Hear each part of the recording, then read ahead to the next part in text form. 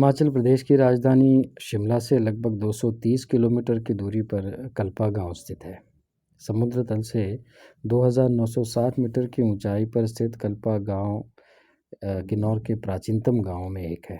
इसका प्राचीन मूल नाम चिने है। रश्मोले चीने भी इसे कहा जाता है। परंपरागत लोकगीतों में इस गांव के लिए रश्मोले चीने शब्द का ही प्रयोग हुआ है। रश्मोले अर्थात रेशम के चादर की भांति समतल भूमि। शायद इसकी भौगोलिक सुंदरता से आगंतुक हमेशा से ही प्रभावित होते रहे हैं। यही कारण है कि कई अंग्रेज़ यात्री और भारतीय लेखक जो भी यहाँ आए वो कल्पा गांव की खूबसूरती को अपने शब्दों में बयान किए बिना नहीं रह पाए हैं। इन्हीं में एक है महापंडित राहुल सांस्कृत्यायन जी, जो सन 1948 में किन्नौर यात्रा पर आए थे। इन्होंने अपनी पुस्तक किन्नर देश में कल्पा को लेकर के लिखा है कि सारे किन्नौर में ऐसा विस्तृत स्थान मिलना मुश्किल है। समुद्र तट से लेकर 6000 फीट तक की ऊपर तक और लंबाई में 4-5 मील तक भूमि ढलुआ है, जहाँ खेत फैले हुए हैं। इस गांव की स्थिति ऐसी है कि किन्नर के अच्छे युग में इसे प्रधानता दी जाएगी।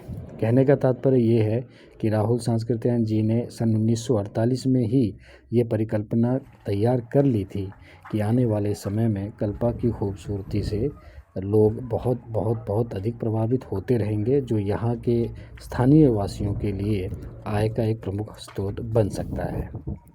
इसी गांव से थोड़े ही दूरी पर वन विभाग का कार्यालय है और वन विभाग के अंतर्गत ही वन विभाग का थोड़ा सा भूमि भी यहाँ है। तो इसी भूमि के अंदर एक बहुत ही दुर्लभ पौधा जो पूरी दुनिया में सिर्फ प्राकृतिक रूप से चीन में ही पाया जाता है, उसे रोपित किया गया है। इस पौधे का नाम है जिंगो बिलोबा।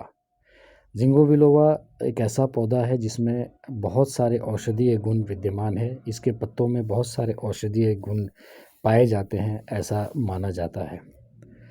तो जहाँ आज ये पौधा रोपित है वो बिल्कुल हिंदुस्तान तिब्बत रोड से सटा हुआ है।